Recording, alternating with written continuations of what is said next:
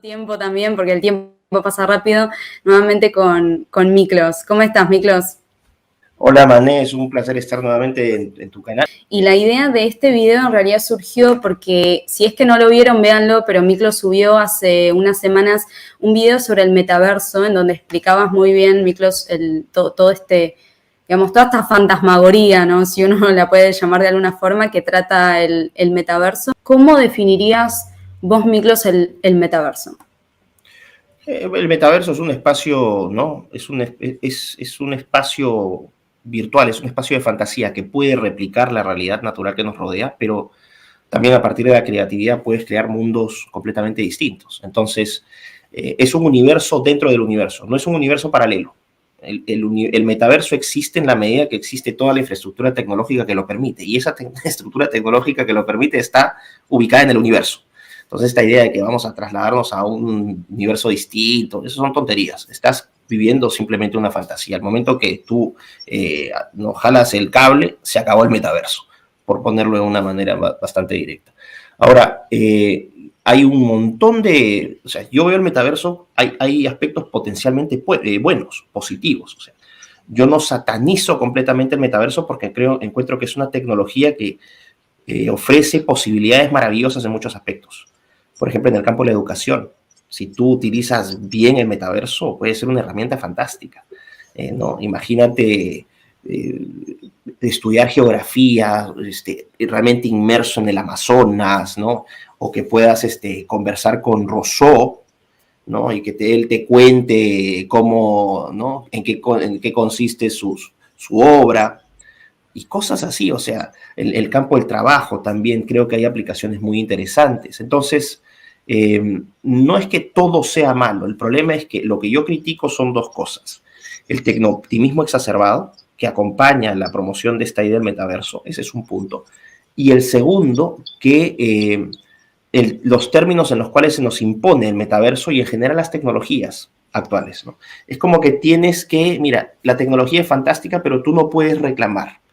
Te vamos a imponer esta tecnología y todas las cosas malas no te las vamos a decir, pero si es que hay cosas malas, bueno, te tienes que soplar porque esto lo hacemos en nombre de progreso. Y esta ha sido una idea central que yo he impulsado desde que surgí en redes, gracias a, de paso le mando un saludo a mi amigo Agustín, compren La Batalla Cultural, ahorita está en México haciendo gira, cuando Agustín me invitó a su Instagram.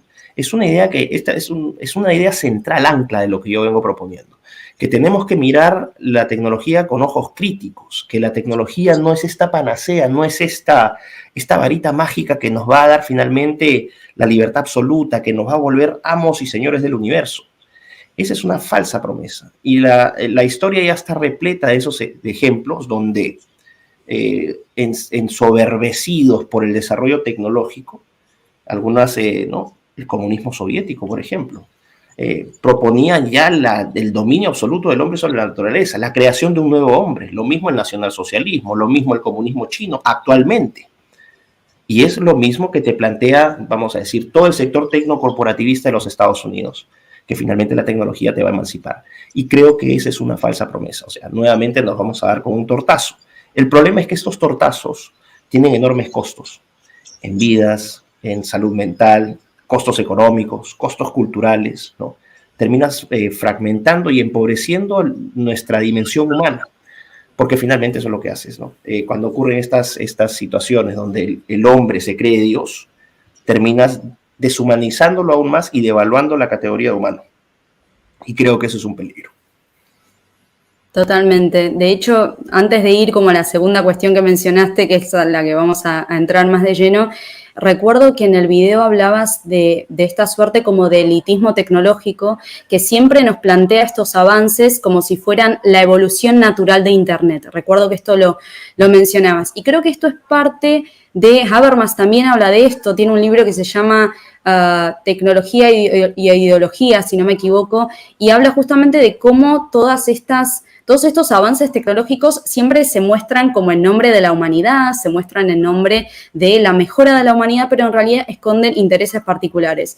Y uno, de hecho, podría pensarlo de la siguiente forma, digamos, la época en la que nació esta concepción de la ciencia, de la técnica, es la modernidad, ¿verdad? Es decir, sobre todo en el proyecto ilustrado que se plantea ya de forma más concreta la idea del progreso. Pero la idea del progreso tenía un carácter humanista, si se quiere, tenía un carácter antropocéntrico, es decir, el progreso era solo para la mejora del ser humano, para la mejora del ser humano, es decir, la mejora y de todos, es decir, que siempre estaba dentro del marco de la humanidad.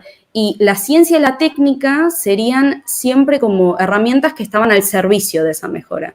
Digamos, incluso Kant decía que de alguna forma el progreso es inevitable, el progreso del ser humano es inevitable porque ya está dentro de la naturaleza humana y dentro de la doctrina teleológica de la naturaleza. Pero hoy en día ya vemos también lo que Habermas, por ejemplo, llama una patología de la modernidad, porque esta idea del progreso se fragmenta claramente, pasa de un orden universal y de la humanidad a un orden ya particular, a un orden privado. Entonces, esto que mencionaste Norteamérica, y es justamente la cuna de la tecnociencia, ¿no? La revolución tecnocientífica justamente nace en los Estados Unidos. Digamos, si la ciencia moderna había nacido en Europa, la tecnociencia se desarrolla en los Estados Unidos. Y claramente empieza a cambiar toda la forma en la cual se percibe la ciencia. Y de hecho, el golpe más duro de la tecnociencia es que juega, digamos, pone en jaque los valores. Y bueno, en este contexto, digamos, la tecnociencia viene a plantear nuevos valores que van a tener precisamente que ver con intereses particulares, de empresas particulares, en un momento particular. Y, digamos, es un poco ingenuo creer que el avance de la tecnología ocurre de forma objetiva y natural, ¿no? Es que exactamente, o sea, cuando nuevamente se habla de una evolución natural del Internet, tú te das cuenta ahí de la tremenda trampa que se está aplicando, o sea, se está naturalizando un artificio. No es que el artificio sea malo por ser un artificio, muchas cosas artificiales son fantásticas, ¿no? O sea, tampoco se trata de satanizar o estigmatizar lo artificial. Hay muchísimas cosas artificiales no benefician, simplemente miremos alrededor. Pero yo creo que asumo en este caso y creo que son autores que uno tiene que consultar y que recomiendo a toda la gente que nos está viendo y que le interesen estos temas, de volver a los filósofos de la tecnología. La filosofía de la tecnología es una rama relativamente nueva, en el sentido de que se reconozca como tal, como un campo vamos a decir, de búsqueda académica. Pero tú tienes, por ejemplo, autores como el francés Jacques Ellul, un gran filósofo de la tecnología, que tenía una visión muy pesimista de la tecnología, y creo que en muchas cosas acertó, ¿no? Cuando habla de que cómo el hombre se somete completamente a la técnica. El hombre se somete completamente a la técnica, o en otras palabras lo que significa es que finalmente, y esto es Heidegger, ¿no? Que lo he mencionado antes, cuando Heidegger dice que dejamos de ser sujetos y pasamos a ser objetos de la técnica también. Entonces la tecnología nos objetiviza, y eso es un hecho.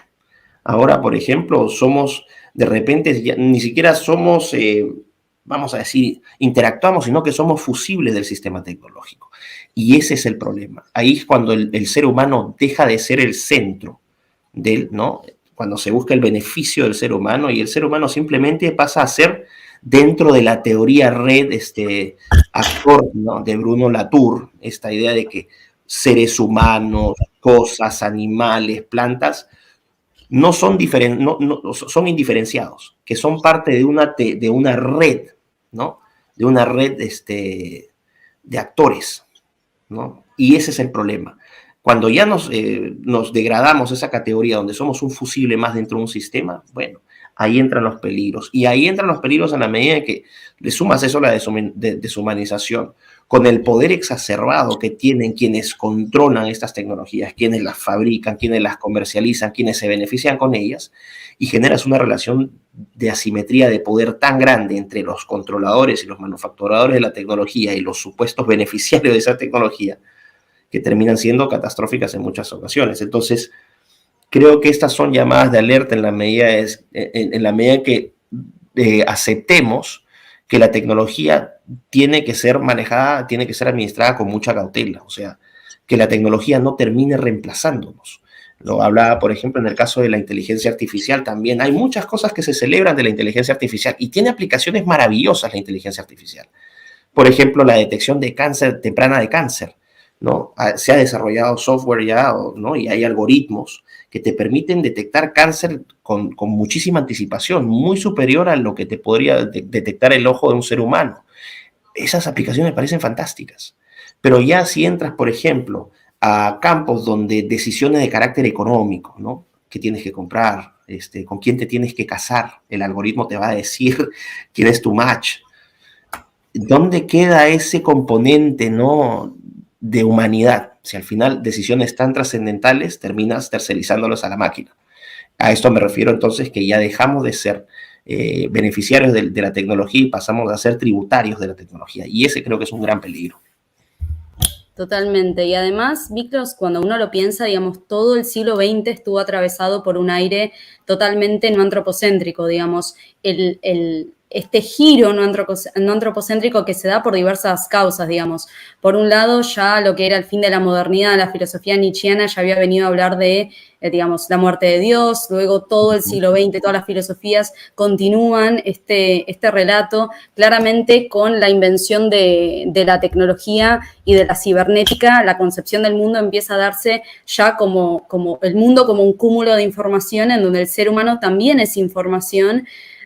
Y ahí creo que ya se produce un giro realmente muy fuerte, porque si empezamos a concebir al ser humano no como tal, no como portador de una dignidad humana, no como portador de una identidad humana y particular, no como un ser que es singular y que tiene que ser protegido justamente porque tiene un derecho natural que deriva de su estado de ser humano, ahí ya nos encontramos en una situación en donde cualquier tipo de acto podría estar justificado contra la especie humana, porque claramente si ya no hablamos de seres humanos, si hablamos de cúmulo de información, cualquier concepción, digamos, ninguna... problemas técnicos. Vamos a hacer una cosa. Tómate si quieres... ¿Sabes con las cosas que pasan del vivo, no? Si quieres, tómate un tiempo, instala tu cámara y yo me voy a dedicar a entretener acá a la gente mientras lo estás haciendo. Empezando por responder todos los saludos, porque nos están saludando desde Colombia, desde México. Hola, muchachos, dice Andrés. A todos, se me acaba de romper el trípode en vivo. Sí, ya nos dimos cuenta, pero no hay problema. Fay también nos manda saludos desde Italia, vengan a Chile. No sé qué edad tiene Mané, pero no se le pregunta la edad a una dama, a menos antes que me califiquen de heteropatriarcal por hacer esa aclaración, ¿no? Dasnet también nos manda saludos desde Honduras. Gracias a toda la gente que está conectada. Y bueno, sí, efectivamente hemos estado hablando de la importancia que, ¿no?, que tiene dentro de este discurso tan tecnooptimista por tratar de posicionar nuevamente al ser humano en el centro y no convertirlo en un satélite del progreso tecnológico. Así que ahora sí, ya creo que ya estás, Mané. Ojo, después te paso la factura, ¿no? Porque este es otro precio, o sea, animador tiene otro precio. Gracias, Miklos. Después lo charlamos, entonces. Como les comentaba, realmente hubo un problema técnico, se me acaba de romper el trípode, así que cayó la cámara, pero bueno, soluciones. Perdón por los inconvenientes, cosas que pasan en los vivos, calculo. Hablábamos justo de un tema que a mí personalmente me preocupa mucho porque, digamos, un ser humano está protegido en la medida en que es un ser humano. Es decir, si ya no es un ser humano, ya no hablamos de derechos naturales, ya no hablamos de derechos humanos, ya no hablamos de bioética, porque la bioética, digamos, uno de los focos más fundamentales de la bioética es la protección del ser humano. Entonces, yo creo que muchas veces que como es bastante, a lo mejor, choqueante quitar las protecciones bioéticas de entrada, lo que se intenta es a la inversa, gradualmente deshumanizar al ser humano para que cuando ya, digamos, no haya algo denominado como ser humano, no va a haber necesidad de protección para tal cosa. Porque claramente, digamos, todo el sistema, y acá podemos pasar a este otro tema, todo el sistema de la informatización, del big data, del dataísmo, que lo sabemos en este contexto de capitalismo de vigilancia, que constantemente están extrayendo información de nosotros, de nuestro comportamiento, es decir, la totalidad de la vida y la complejidad de la vida se convierte en información que es además, digamos, insertada en el sistema mercantil de estas grandes empresas, sobre todo privadas, pero esto no podría ser posible si el entendimiento de quien se está extrayendo la información fuera humano, porque ahora parece que no nos están extrayendo información a nosotros como seres humanos, sino que les extraen información a esos avatares informatizados virtuales que se encuentran en esa interacción del metaverso. Entonces, creo que ahí hay un proceso de deshumanización, además totalmente nuevo, porque esto, digamos, Heidegger hablaba de la técnica y de la alienación de la técnica digamos, hacia el ser humano, pero nunca se hubiera imaginado en este esquema en el que estamos nosotros, donde el ser humano está inserto, ¿no?, en esta suerte de Pangea cibernética, donde es tan solo un engranaje más en todo el sistema. Es decir, ya no hay una singularidad del ser humano, ya no hay un límite. El tema del límite es un tema que a mí la verdad que me parece fundamental, lo trato también en el libro y en general, porque cuando uno pierde el límite, es el límite que separa al afuera con el adentro, a lo público con lo privado, al otro con el yo, entonces ahí se pierde realmente incluso podríamos decir la dignidad humana, porque si yo estoy totalmente expuesto en esta red de circuitos, en este metaverso, en donde constantemente digamos, uno siempre está como obligado a responder, ¿no? Uno siempre está interactuando con la interfaz y siempre tiene que responder, está ahí muchas veces incluso de forma realmente pasiva. Entonces, en este contexto, ¿cuál es la subjetividad, verdad? ¿Cuál es el estadio de ser humano que estamos logrando con todo este universo que se está como absorbiendo, ¿no?, que se está como tragando al ser humano, o al menos a la concepción de ser humano que teníamos hasta entonces? Claro, es algo que de hecho estoy tratando porque aviso, sí estoy escribiendo mi libro, o sea, ya va a salir, prometo. Ahora que me dicen que me voy de gira a México, para México ya va a estar mi libro, así que vayan preparándose. Pero este es un argumento que voy a adelantar. Que es, creo, un argumento central de lo que yo estoy planteando, es que cuando ves, por ejemplo, en el mundo real, ¿no?, la deshumanización, es decir, la destrucción de todas aquellas características que nos hacen humanos, la destrucción de la naturaleza humana, ¿no?,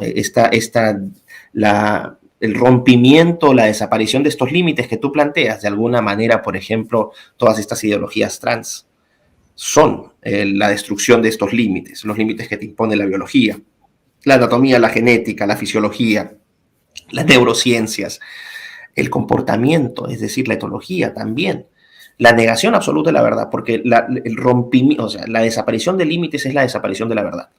No podrías tener, de alguna manera, si es que no tienes límites, entras a un mundo donde todo es posible. Y cuando entras a un mundo donde todo es posible, es imposible llegar a establecer estándares.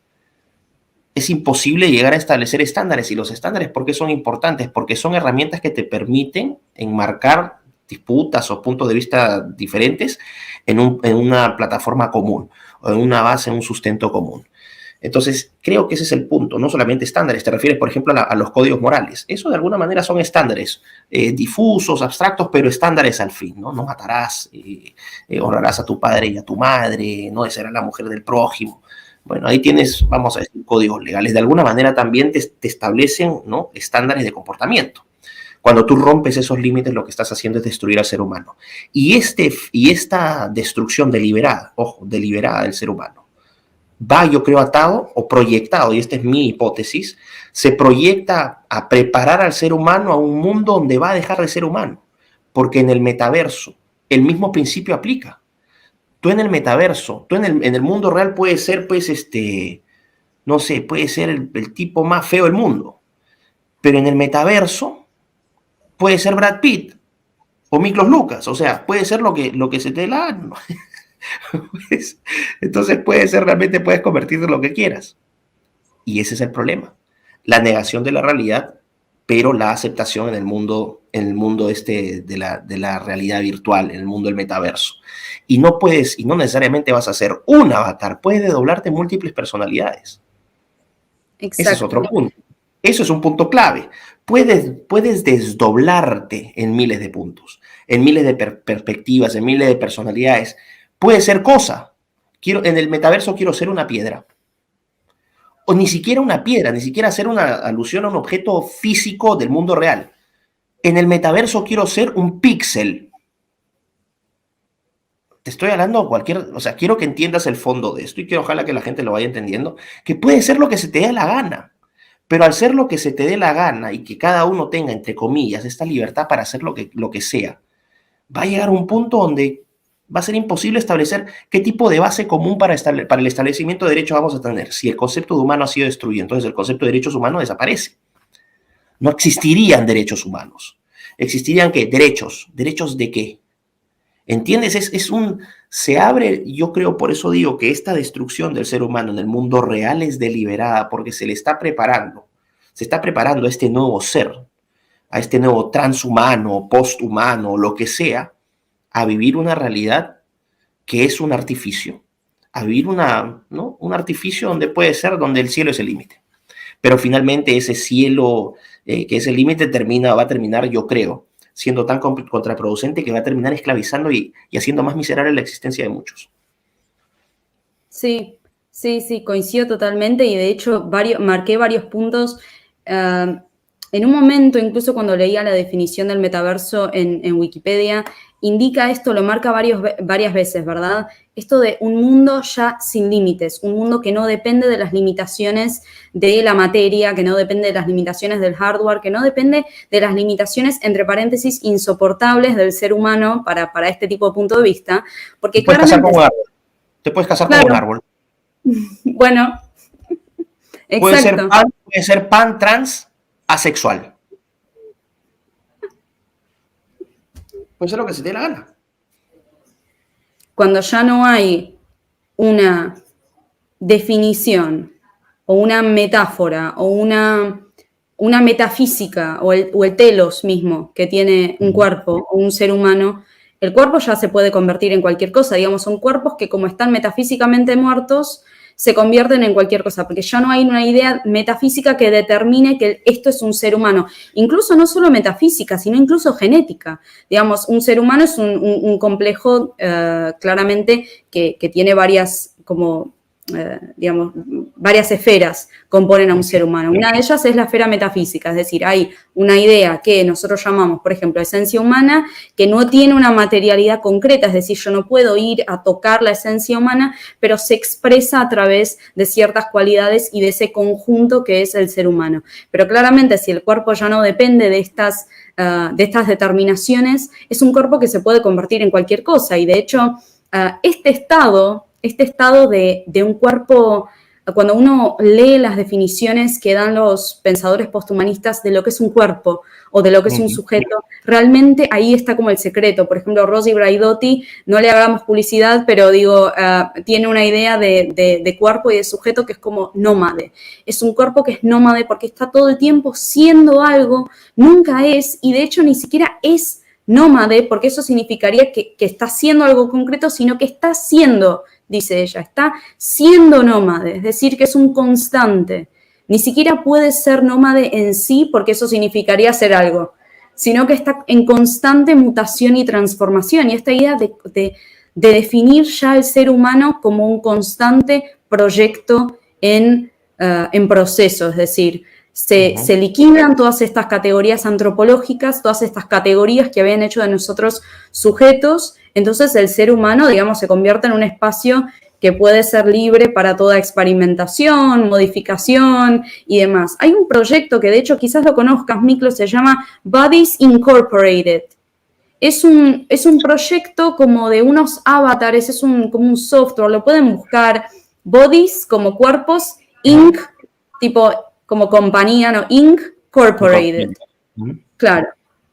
Y es justamente esto, son unos avatares, uno se inscribe como al software y va creando el avatar que quiera. Y uno puede ser varón, mujer, ambos, tener 5 piernas, 2 brazos, 3 ojos, tener la materialidad de piel que quiera y uno va como construyendo, digamos, es algo que me imagino, al menos ahora, lúdico en donde uno solamente va y como recrea este personaje, pero justamente, como decías vos, uno podría pensar todos estos acontecimientos como ventanas de Overton para cosas que van a venir más adelante, porque claramente si ya estamos viendo este tipo de fenómenos, de compañías que están realmente proliferando y están todos orquestadamente llevando una idea concreta de ser humano o de no ser humano, deberíamos decir, realmente da que pensar. Y además el estado ideal del posthumanismo, porque de hecho vieron que hay como diferencias, ¿no? El transhumanismo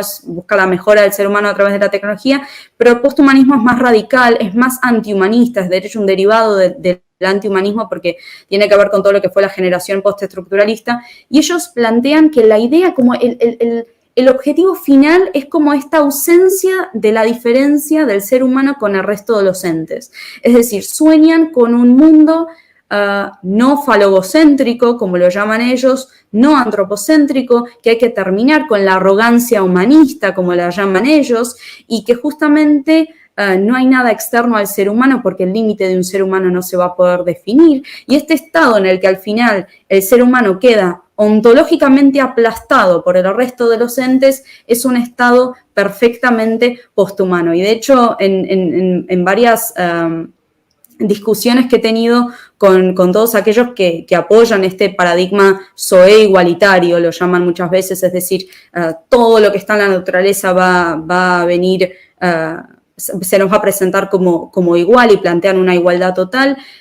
Estamos ante ese riesgo de que justamente el día de mañana hablemos de derechos de legumbres o de derechos de delfines, porque justamente incluso en el vocabulario que se utiliza ya están realizando estos ajustes. Se habla muchas veces de asesinato de vegetales. Es decir, aquel día que escuché a alguien decir que se asesinan vegetales, realmente me pregunté de qué se nutrirán estas personas. Claro, de la luz solar, digamos, ¿no? Uno no sabe qué pensar. Entonces, realmente estos paradigmas son bastante peligrosos y aunque...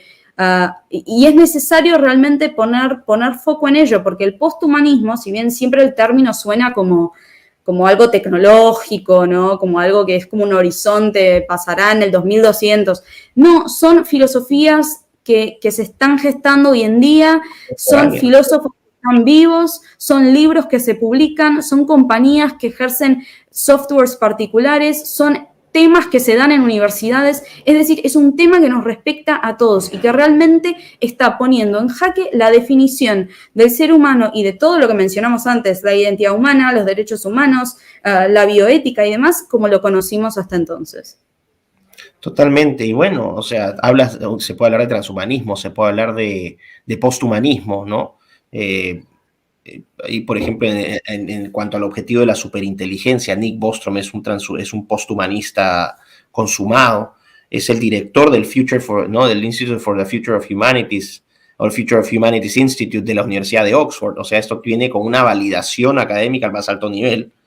Entonces, aquí estás hablando de varias tendencias, pero también, y lo mencioné incluso en mi video del metaverso, de una corriente que quizás no sea tan conocida, que es más reciente, que tiene un poco más de una década, que es el metahumanismo.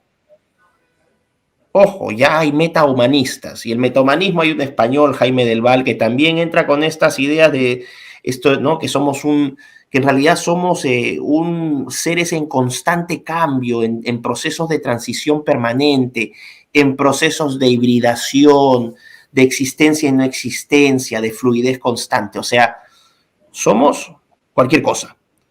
Aquí, y a nivel filosófico, y no me quiero poner denso tampoco con la conversación, pero invito a la gente que cuando escuche estos conceptos los vaya y los empiece a revisar para que entiendan más o menos de qué hablamos, ¿no?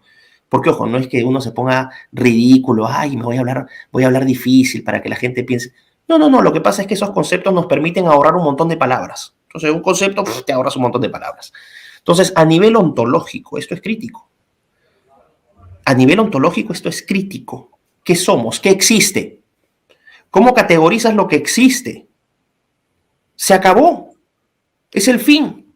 O sea, ¿cómo construyes sobre la base de esta diversidad universal, de esta diversidad infinita, ¿Cómo construyes consensos? Nuevamente, ese creo que es el punto más fundamental, porque es una amenaza existencial. La gente piensa que estas son conversaciones abstractas, y lo son, ¿no? Porque todavía falta que se materialice el metaverso tal como lo están proyectando, pero yo no tengo la menor duda de que el metaverso tal como se está proyectando, imaginando, va a ser una realidad en algún momento. No tengo la menor duda de eso, ¿no? Así como hace, no sé, 300 años nadie se ha imaginado que existían estos pájaros de aire, ¿no? Que te llevan de un país a otro en pocas horas. Esto también va a existir. La teletransportación. ¿Quién sabe qué tecnologías van a surgir? Pero ese no es el punto. El punto es qué pasa con nosotros.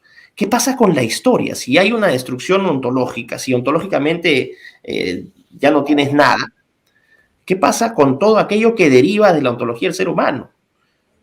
Su historia.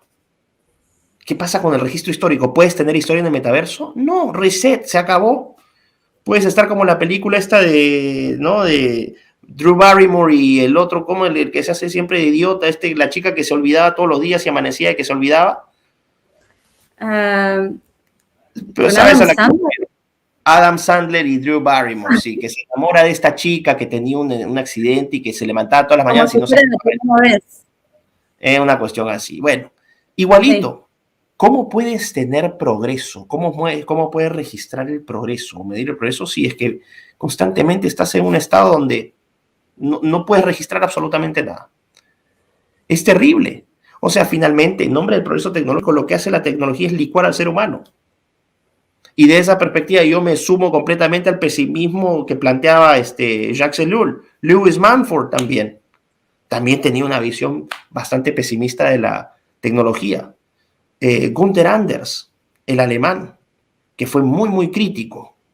Günther Anders, el alemán, que planteaba la catástrofe que había sido, y sobre todo, 50 First Dates, exactamente, esa era la película, que planteaba la amenaza nuclear, que la amenaza nuclear lo movió a proyectar este futuro bastante oscuro para la humanidad, y eso es lo que yo estoy viendo.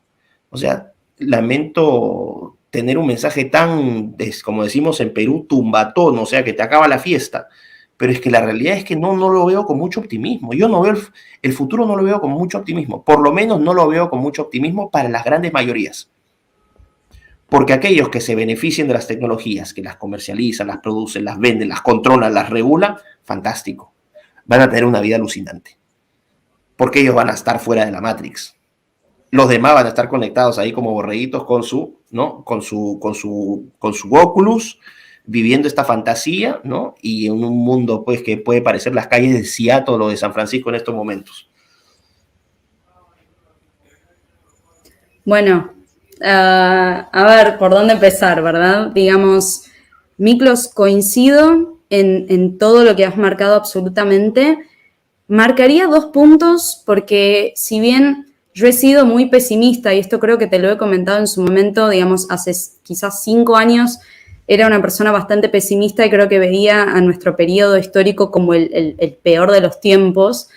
Pero cuando uno, a ver, estamos realmente en una época muy crítica, eso no lo niego, lo hemos estado charlando. Pero cuando uno da un paso y ve la historia del ser humano, siempre se da cuenta que las cosas suceden de forma dialéctica también. Es decir, que a toda fuerza también le corresponde su fuerza igual y contraria. Entonces, a lo mejor muchas veces periodos históricos duran 100 años, 500 años. Nosotros recién estamos, digamos, el siglo XX duró 100 años y estamos 20 años después del siglo XX, digamos, toda una época muy, muy tecnológica, marcada por las revoluciones informáticas y cibernéticas. Pero ¿quién dice que quién sabe, en 200, en 300, en 50 años, realmente pueda haber una reacción contra ese gran movimiento deshumanizador? Porque, digamos, realmente cuando uno atraviesa la historia se da cuenta que sube y baja la historia de la humanidad. Es decir, todo lo que sucede luego siempre tiene su contrario, es tan solo una cuestión de tiempo. Creo que, mira, lo que intenten hacer con la naturaleza humana, hay algo que no nos pueden quitar, que es esa capacidad dialéctica, si se quiere, esa capacidad de que en todo contexto, incluso en este contexto hoy en día, nosotros estemos todos aquí charlando estas cuestiones porque el pensamiento tiene siempre ese componente de libertad, ¿verdad? Entonces, ese componente de libertad que tiene el pensamiento, de que siempre puede construir una forma nueva, realmente es la clave para el entendimiento dialéctico del ser humano, es decir, como negatividad, como algo que se opone a la realidad. Entonces, creo que en este contexto, en donde estamos experienciando este avance de este gran proyecto de aplastamiento ontológico, ¿no? Si uno lo puede llamar de alguna forma, porque es básicamente eso, realmente recordar, dicho de forma clara y sencilla, que no todo está perdido, desde el punto de vista que todavía somos libres de nosotros pensar nuevas ideas y quién sabe en el futuro poder concretar de la misma forma estas ideas. Claramente esto sin que suene como, digamos, utópico, pero porque todas estas compañías que mencionamos están claramente en manos de aquellos que mueven los hilos de estos grandes avances y progresos tecnológicos, entonces claramente uno estaría enfrentándose a dichas estructuras. Pero mirando a la historia, uno siempre tiene como ese componente de optimismo, si se quiere, en donde todavía hay algo que se puede hacer. Y de hecho, digamos, no nos olvidemos que, y esto, digamos, yo siempre se lo marco a todos los ecologistas, ellos hablan constantemente de que hay que derrocar el antropocentrismo y de que hay que darles derechos por igual a todos los entes del ecosistema y demás. Y yo siempre les digo, pero ¿quién va a decidir eso? O sea, destruir el planeta o no destruirlo seguimos siendo nosotros los que hacemos las decisiones. Es decir, nunca, al menos en los próximos años luz, una legumbre no se va a sentar en una mesa a decidir sobre nuestros derechos o sobre sus derechos. Decidamos destruir el planeta Tierra o decidamos entregarles derechos a todos los animales y a todas las formas no humanas, seguimos siendo nosotros. Entonces, el antropocentrismo es imposible de derrocar, porque las decisiones siguen partiendo de los seres humanos. Eso es algo que realmente es un poco como una paradoja, pero uno cuando lo piensa es así. Si mañana decidimos darle, ya se está haciendo en Europa, darle derechos a los robots, porque como hoy en día hablamos de mucha inteligencia artificial, bueno, se pueden generar accidentes y siempre se genera este dilema de, bueno, digamos, quién es responsable, si se genera algún tipo de inconveniente. Bueno, ya se está hablando de derechos de los robots. Entonces, aunque decidamos darles derechos a los robots, somos nosotros los que decidamos. Entonces, esa centralidad del ser humano, si bien todo el siglo XX y todo lo que estamos atravesando del siglo XXI ha puesto en jaque, hay todavía en el ser humano esa cualidad de pensamiento y de libertad intrínseca que quizás es la que es conveniente que se piense que no tenemos, pero que en realidad está. Es el ejemplo que yo siempre doy. Uno puede pensar durante todo un día que va a hacer algo y en el último segundo cuando lo va a hacer puede cambiar de opinión. Y esa libertad es algo que solo tiene el ser humano y que aprovecho para decir que la inteligencia artificial nunca va a tener. Porque la inteligencia artificial solo está limitada a las cadenas de algoritmos y a las operaciones que fueron programadas. El pensamiento es libre. Y justamente no tiene una determinación espaciotemporal tampoco, y por eso es libre. Entonces creo que podríamos concentrarnos también o intentar, digamos, enfocarnos también en esas cuestiones, sobre todo para poder tener más motivación muchas veces, ¿verdad, Miklos? No sé qué opinarás, pero cuando uno lo piensa al menos de ese modo, también un poco con un tono como de responsabilidad, si se quiere. Nosotros estamos hoy en día y vivimos rodeados de ideas, de objetos, de libros, de teorías de otras personas. Entonces siempre está como esa cuestión de responsabilidad de, bueno, ¿qué vamos a dejarle nosotros a los que vienen después de nosotros? Entonces, a lo mejor cuando uno todavía prevé que van a haber otros luego de nosotros, creo que aumenta un poco el nivel de motivación y uno realmente quiere ejercer un cambio. Bueno, o sea, me encanta tu optimismo, pero yo no lo comparto plenamente porque ve Twitter. Yo leo Twitter y digo, meteorito, o sea, de frente. No. Y hay otro elemento también que tienes que tomar en consideración, que es el proceso político. O sea, es cierto, nosotros tenemos la autonomía, ¿no? Para pensar y decidir y finalmente hacer O sea, ¿no? De la autodeterminación. Vamos a ponernos rojos, la autodeterminación no de los pueblos, sino del individuo. Pero eso puede ser coartado por el proceso político, que es lo que estamos viendo ahora. Entonces, sí, efectivamente, el ser humano va a seguir tomando decisiones por su cuenta, pero no va a ser el ser humano, van a ser unos poquitos seres humanos. Ese es mi temor, que la gran masa de seres humanos no tome decisiones de nada. De hecho, y por eso mencionaba de Twitter, las redes sociales, es de terror. Tienen libertad pero eligieron ser imbéciles. Hay una masa que tiene la libertad para pensar, para actuar críticamente, para cuestionar, pero la gente voluntariamente decide ser imbécil. Ese es el problema. Y eso para mí es la gran victoria, ¿no? O la gran ventaja que nos han sacado los programadores de estas mentalidades. Es que ni siquiera te fuerzan a ser un imbécil, sino que voluntariamente la gente elige ser imbécil. La gente voluntariamente elige castrarse. La gente voluntariamente elige, no sé, pigmentarse la piel. La gente voluntariamente elige ser transhumano, transespecie. Y poco a poco tú vas viendo que estas cosas van aumentando. Entonces, sí, tuvieron la oportunidad de elegir, pero eligieron ser más mediocres, más estúpidos. Y yo creo que hay ahí algo muy, muy, muy terrible porque las masas están creciendo. Y aquí las redes sociales, ¿no? Y los sistemas de difusión de información actúan de una manera bastante perniciosa porque difunden este tipo de comportamientos. Vamos a decir, ¿cómo se dice? Se ensalza, se engrandece, se vende esta idea de que ser así es maravilloso. Cuando tienes una juventud, una generación con una absoluta crisis de identidad, ¿qué es lo que va a heredar la siguiente? Y quizás ya el sistema ya de control esté completamente establecido. Es lo que está pasando en China. Muchos chinos alucinan que están viviendo en libertad. Esa es la magia de estos sistemas de opresión. Mucha gente, los chinos están convencidos que viven en un país libre. Y puedes entrevistar a cualquier chino y decir, no, China es maravilloso, soy libre. Claro, los tienen relativamente contentos, ¿no? En el plano económico, bla, bla, bla, pero tú dices algo que va contra el régimen y moriste. Es lo que está pasando ahora acá, la censura.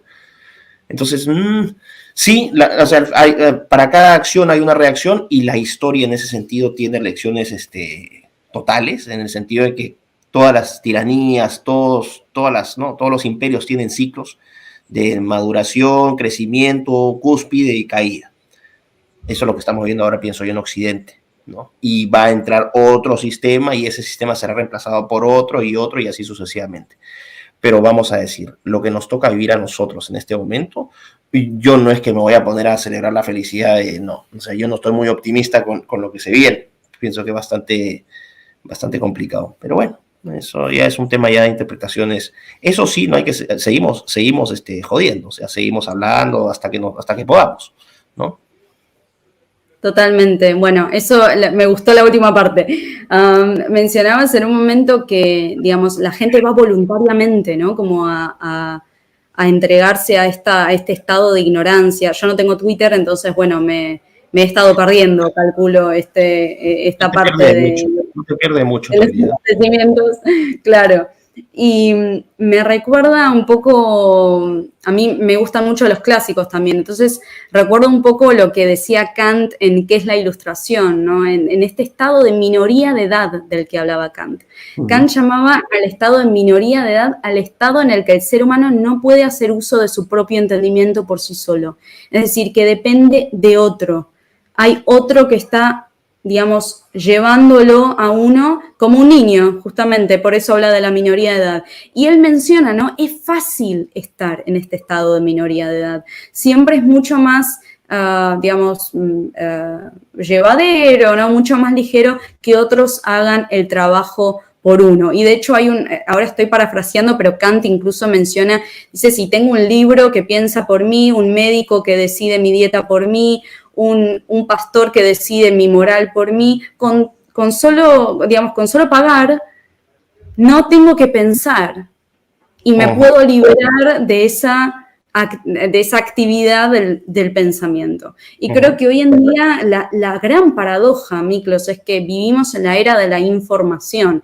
Es decir, tenemos todos los medios a disposición, tenemos bibliotecas virtuales, tenemos todo. pero digamos, esa era de la información no es equivalente a la era de la alfabetización y a la era del conocimiento. Esa es la gran paradoja. Así es, o sea, lo que pasa es que la información también la puedes consumir. Uy, ¿cuál es la capital de Italia? Me meto al celular, capital de Italia, Roma, ya consumí la información, ya no necesito almacenarla, o sea, y eso también te genera, quizás podríamos interpretar esto también como cambios cognitivos en el ser humano, ¿no? Quizás el ser humano en esta interacción con la tecnología evolucione de otra manera, se adapte también a esta nueva interacción, o sea, falta ver eso, ¿no? Pero quién sabe, no sé, yo de todas maneras, no sé, voy a tratar de ser feliz en lo que quede. Solamente un pequeño comentario. Me vine a enterar que mi apellido Lucas es de origen armenio. ¿Cómo? Así es, así es. Armenio, las tribus armenias que llegaron a Hungría hace no sé, no mil, hace como cuántos, 500, 600 años. Así que hay un parentesco ahí, hay una cercanía armenia también. Tengo de Armenia. Me encantó, increíble. La verdad que nunca lo hubiese pensado. Para mí es una novedad, pero voy a indagar un poco más. Así que ya nos tendremos que ir a pasear a Yerevan en algún momento. Totalmente, ¿no? pronto. Así es, así es. Así es. Y entonces, bueno, Miklos, para ir cerrando, que ya tenemos que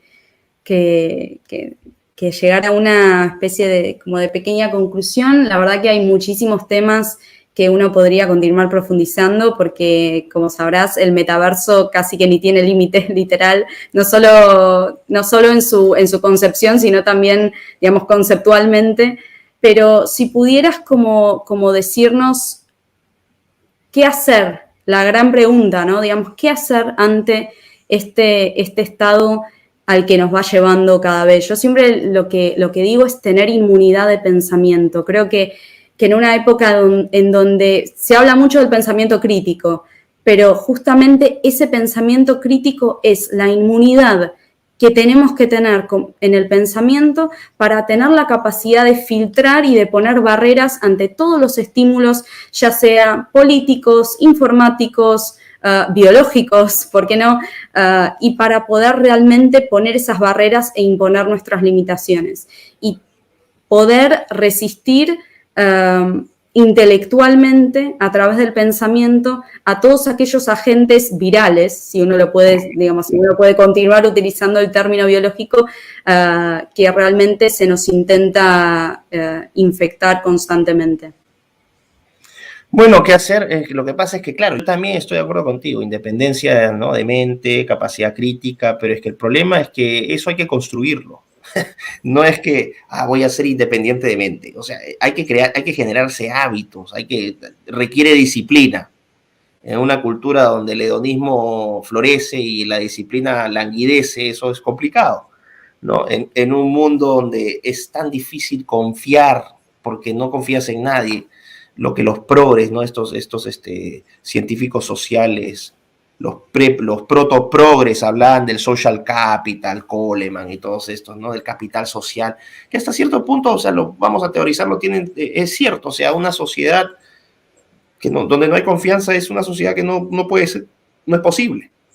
¿Y qué estamos haciendo? Estamos disociando, la tecnología nos está disociando. Entonces, capacidad crítica nuevamente, o sea, para aquellos que decían, porque no solamente es tener capacidad crítica, hay que tener una personalidad también para rechazar el pensamiento de la manada o la presión de la manada, del rebaño. Eso también lo ves sobre todo en poblaciones más, ¿no?, en adolescentes, en niños, en jóvenes.